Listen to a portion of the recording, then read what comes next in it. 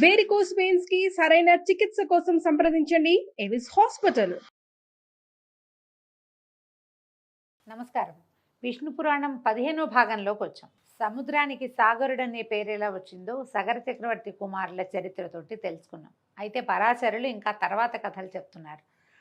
అంశుమంతునికి దిలీపుడు అనే కుమారుడు కలిగాడు. దిలీపుని కాలంలో కూడా తాత తండ్రుల కోసం ఏమీ చేయలేకపోయారు. కానీ దిలీపుని కుమారుడైనటువంటి భగీరథుడు మాత్రం రాజ్యాన్ని వదిలిపెట్టి బ్రహ్మ కోసం, పరమేశ్వరుడి కోసం, గంగానది కోసం ఎంతో తపస్సు చేసి చివరికి ఆ గంగానదిని పాతాళలోకంలోకి ప్రవేశింపజేసి త్రిపథగామిని చేసి ఆమెని భాగీరథి అని తన పేరునే గంగానదికి వచ్చేలాగా ప్రయత్నం చేసి తన ప్రయత్నంతో ప్రపంచంలోనే గుర్తింపు పొందాడు. అయితే తర్వాత ఈ గంగానది భూలోకంలోకి అతని తపస్సు వల్లే వచ్చింది. అయితే ఈ భగీరథుని కుమారుడు సహోత్రుడట. వాని కొడుకు నాభాగుడు, అతని కొడుకు అంబరీషుడు, అతని తనయుడు సింధుధ్వజుడు, వాని కుమారుడు ఆయుతాయువు కుమారుడు ఋతుపర్ణుడు. అయితే ఈ ఋతుపర్ణుడు అక్షవిద్యలో గట్టివాడు. మధ్యలో అందరి కథలు చెప్పట్లేదండి, కొన్ని ప్రత్యేకమైన గాథలే చెప్పబడ్డాయి. ఈ ఋతుపర్ణుడు ఏంటంటే అక్షవిద్య అంటే ఇతను పాచికలాడడంలో చాలా గొప్ప సమర్థుడట.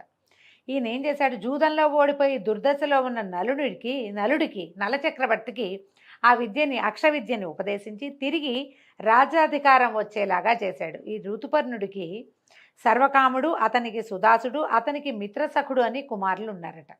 ఈ మిత్రసఖుడు రాజ్యం చేస్తూ ఒకసారి వేటకు వెళ్ళి భయంకరంగా గాండ్రిస్తున్నటువంటి 2 పులులను చూసి ఇట్లా అనుకున్నాడట, ఈ క్రూర మృగాల గాండ్రింపుల చేతనే చుట్టుపక్కల ఎక్కడ ఏ మృగము లేదు, బెదిరి ఎక్కడికో మరింకో అడవికో వెళ్ళిపోయి ఉంటాయి అని అనుకుని ఏం చేశాడట, ఒక పెద్ద బాణంతో, మహాబలమైన బాణంతో ఒక దానిని పడగొట్టాడట. పడగొడితే అది రాక్షసాకారంతో పడిపోయిందట పులి. యాక్చువల్గా అవి పులులు కాదనమాట, నిజానికి అవి రాక్షసులు, కానీ పులి రూపాలలో క్రీడిస్తున్నాయి అవి. ఎప్పుడైతే ఇతను ఒక పులిని పడగొట్టాడో రెండో పులి ఏం చేసింది, రాక్షసాకారంలోకి మారిపోయి నా తోటి పులిని పడగొట్టావు, దీనికి ప్రతిక్రియ చేస్తాను చూడు నీకు అని రాక్షసాకారంతో వెళ్ళిపోయింది.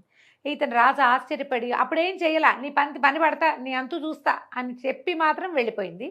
రాజు ఆశ్చర్యపోయి నగరానికి వెళ్ళిపోయాడు. కొన్నాళ్ళు అయ్యాక ఈ సౌదాముడు కులాచారుడైన వశిష్ఠుడు పురోహితుడుగా యజ్ఞం చేశాడట. అయితే కొన్నాళ్ళ తర్వాత ఈయన తన కులాచారుడైన వశిష్ఠుడు పురోహితుడిగా ఒక యజ్ఞం చేశాడు. ఆ యజ్ఞం అయిపోయిన తర్వాత వశిష్ఠుడు అనుష్ఠానార్థం దగ్గరలో ఉన్నటువంటి ఒక నదికి వెళ్ళాడట. ఆ అడవిలో ఆ సమయంలో ఆ నది దగ్గరికి పగబట్టి వెళ్ళిపోయిన రాక్షసుడు వశిష్ఠుడిగా మారి ఇక్కడికి వచ్చాడు. రాజా, యజ్ఞం అయిపోయింది, ఇక నాకు భోజనం నరవంశంతో భోజనం పెట్టించు, ఇదే నా కోరిక అని అన్నాడు. రాజు ఆశ్చర్యపోయాడు, వశిష్ఠ మహర్షి ఇంత మాట అడుగుతున్నాడు ఏమిటా అని. సరేనన్నాడు. మరి ఆయన అడిగినప్పుడు కాదనకూడదు కదా. సరే, రాక్షసుడు వంట వండటానికి వంట కూడా దానికి సరేనన్నాడు. ఇంకేం చేయలే. ఆ వంటవాడు ఏం చేశాడట, ఒక మనిషిని చంపి వండి ఒక బంగారు పళ్ళెంలో పెట్టి రాజు దగ్గర పెట్టి వెళ్ళిపోయాడు. ఇది చూడండి, రాక్షసుడే వశిష్ఠుడిగా మారి రాజు దగ్గరకు వచ్చాడు, వంటవాడుగా మారి వంట కూడా వండి తెచ్చి ఇక్కడ పెట్టాడు. ఇప్పుడు అసలు వశిష్ఠుడు వచ్చాడనమాట. ఈయన భోజనానికి వచ్చి కూర్చునేసరికల్లా గురువుకి తెలియకుండా ఇతను ఏం చేశాడు, ఈ రాజు అతనికి ఏం తెలుసు, మారిపోయాడు వశిష్ఠుడు, ముందు వచ్చిన వాడు వేరు, తర్వాత వచ్చిన వాడు ఇంకొకరు, అది తెలియక నరమాంసం నరమాంసాన్ని గురువు గారికి వడ్డించేసరికల్లా ఈ ముందు గది తెలియని వాడై చేశాడా చెడపని అతనికి అర్థం కాల, తెలీదు ఏం జరిగిందో. దాంతో వశిష్ఠుడు పరమ తీవ్రమైన కోపం వచ్చి పుణ్యాన్ని సంపాదించడానికి ఘోర తపస్సు చేసే నాకు నరమాంసం భోజనం పెడతావా, ఇది రాక్షసులు చేసే పని, నువ్వు ఇట్లాంటి పని చేసావు, ఇంత యజ్ఞం నాతో చేయించి కాలకృత్యాల కోసం నదికి వెళ్ళి వచ్చేసరికల్లా నాకు నరమాంసం పెట్టి నన్ను అవమానించావు, కాబట్టి నరమాంస భక్షకుడు అయిన రాక్షసుడిగా మారిపో అని రాజుని శపించాడు. దాంతో రాజు బతిమలాడుతూ, అయ్యా, నువ్వు పొద్దున ఇందాక అడిగావు కదా ఈ భోజనం కావాలని, మళ్ళీ నన్ను శపిస్తావా, నువ్వు అడగటం వల్లే కదా నేను ఇంత పని చేశాను, లేకపోతే యజ్ఞం చేసిన వాడిని నేను నరమాంసాన్ని నివేదనిస్తానా తండ్రి, నా తప్పుకాయి, నేనేం చేశానో నాకు తెలియటం లేదు, నువ్వు అడిగిందే నేను చేశాను కదా అని పరిపరి విధాలుగా బతిమలాడితే వశిష్ఠుల వారు దివ్యజ్ఞాన శక్తితోటి ఇట్లా తెలుసుకొని, ఓహో ఇది జరిగింది, సరే నీకు శాపం 12 సంవత్సరాలు ఉంటుంది నాయన, 12 ఏళ్ళు నీకు ఇది తప్పదు, శాపం వచ్చేసింది కాబట్టి 12 ఏళ్ళ తర్వాత నీకు శాప విముక్తి లభిస్తుంది అనగానే రాజు అన్నాడు, ఒప్పుకున్నాడు. కానీ ఏమన్నాడు,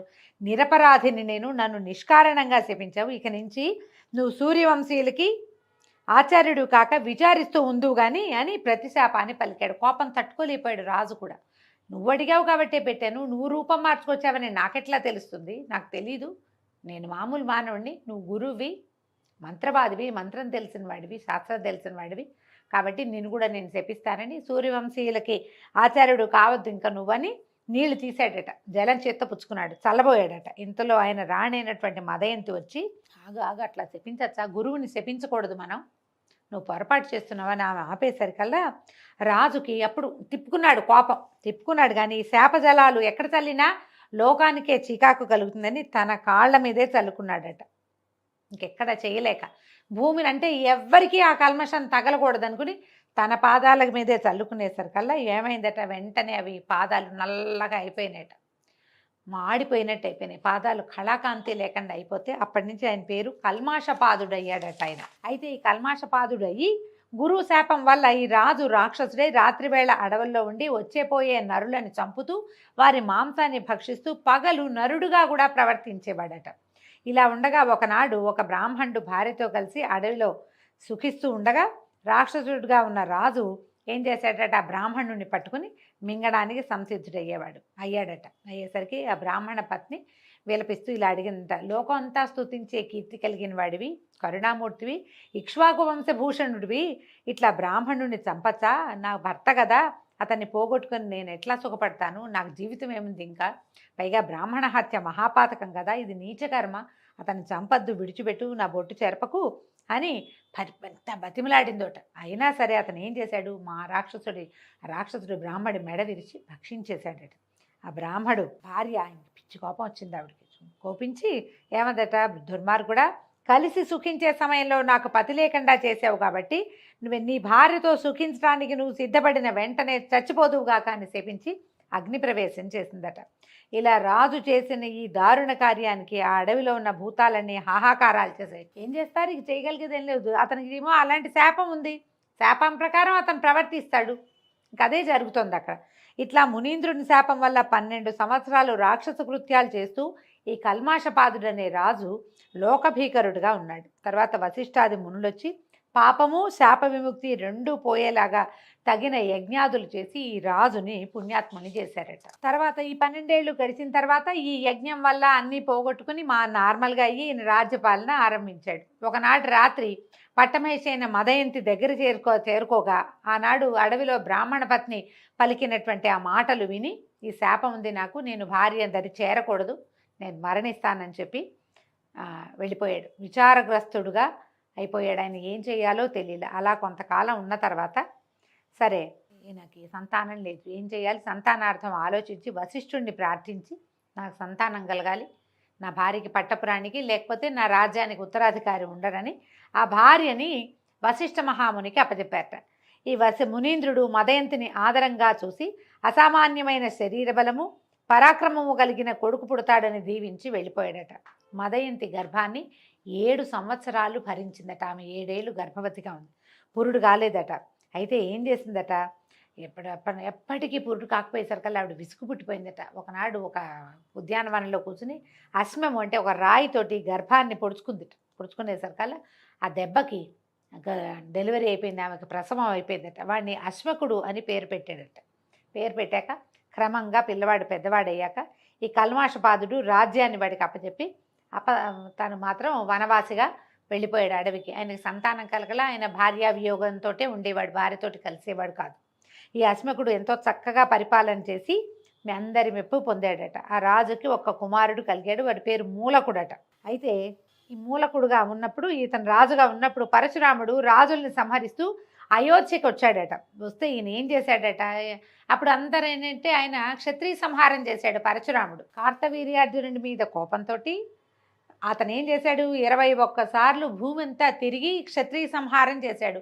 అప్పుడు కొంతమంది రాజులు మాత్రమే జీవించున్నారు. తర్వాత క్షత్రియులు లేరా అంటే ఉన్నారు.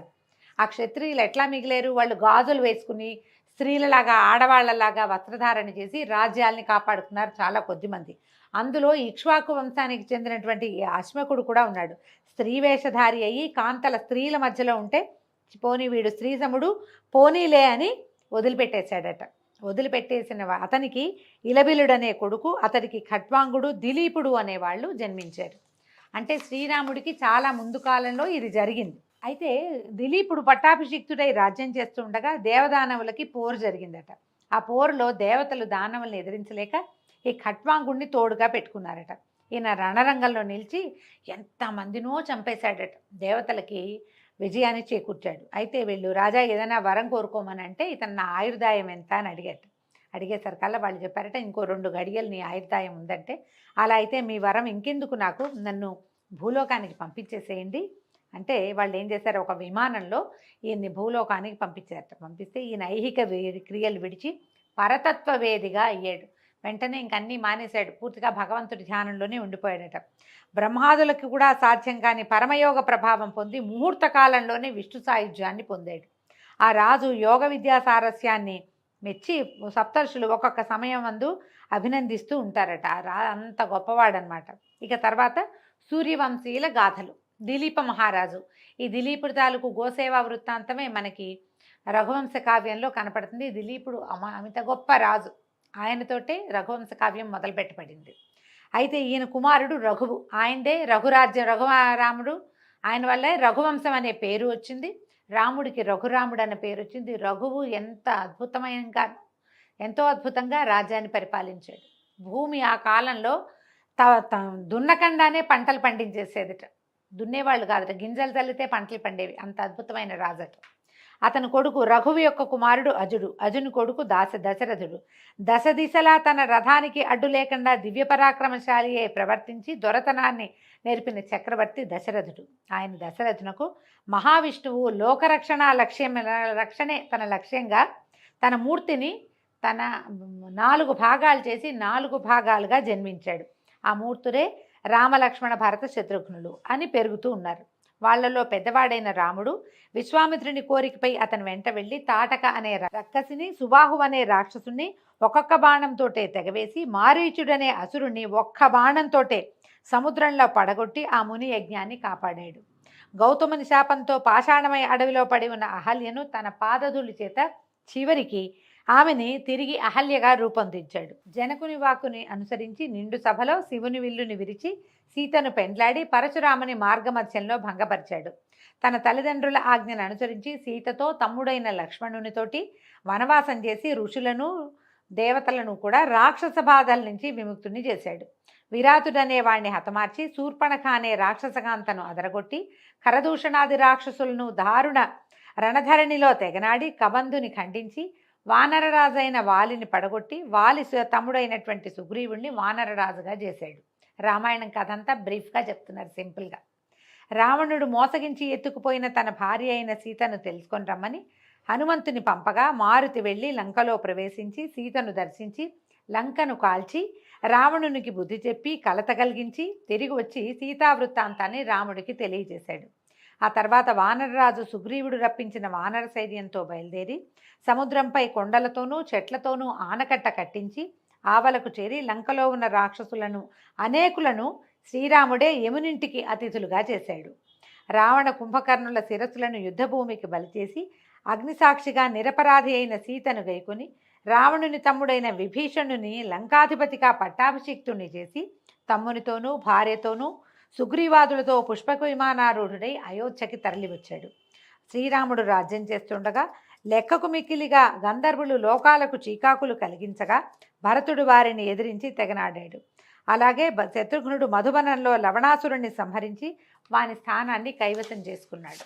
ఇలాగా ఆ 4 అన్నదమ్ములు దుష్ట శిక్షణ శిష్టరక్షణ చేస్తూ చిరకాలం హాయిగా గడిపి చివర కోసల రాజమందున్న అన్ని వర్గాల వారితోటి పరలోకానికి వెళ్ళిపోయారు. రాముని కుమారులైన కుశలవులు, లక్ష్మణుని కుమారులైన అంగదుడు చంద్రసేనుడు, భరతుని సుతలు తక్షకుడు పుష్కరుడు, శత్రుఘ్ని కుమారులైన బాహుడు సూరసేనుడు ఈ 8 దిక్కుల పరిపాలన ఎదురు లేకుండా చేశారు. వారిలో వంశకర్త కుశుడు. కుశుని కొడుకు అతిథి, వానికి నిషధుడు, వానికి నలుడు, వానికి నభసుడు నభసునకు పుండరీకుడు, వానికి క్షేమధ్వజుడు, వానికి దేవానీకుడు, అతడికి అహీనుడు, వానికి పారియాత్రుడు, అతనికి దళుడు, దళునకు చెలుడు, వానికి యుక్తుడు, వానికి వజ్రనాభుడు, వానికి శంఖుడు, అతనికి సుషితాశ్వుడు, వానికి విశ్వసకుడు, వానికి హిరణ్యనాభుడు. ఇలాగా ఆ వంశం ఎంతో కాలం పరిఢవిల్లుతూ ఉన్నది.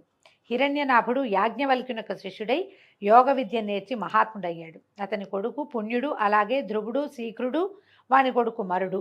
మరుడు యోగశక్తి అమితంగా కలిగినవాడు. రాబోయే యుగాలలో కూడా సూర్యవంశం పెరుగుతూ ఉండాలని తపోయోగంతో కలాపం అనే గ్రామానికి రామంలో ఉండేవాడు. ఈ అమరుని కొడుకు ప్రత్యాకుడు, వాడికి సుగంధి, వాడికి అమర్షణుడు, వాడికి అహస్వంతుడు, అతనికి విశ్వభవుడు, వానికి బృహద్బలుడు కలిగాక ఈ బృహద్బలుడు తర్వాత యుగమైనటువంటి ద్వాపర యుగంలో భారత యుద్ధంలో అర్జునపుత్రుడైన అభిమన్యుని చేత పరలోకగతుడయ్యాడు.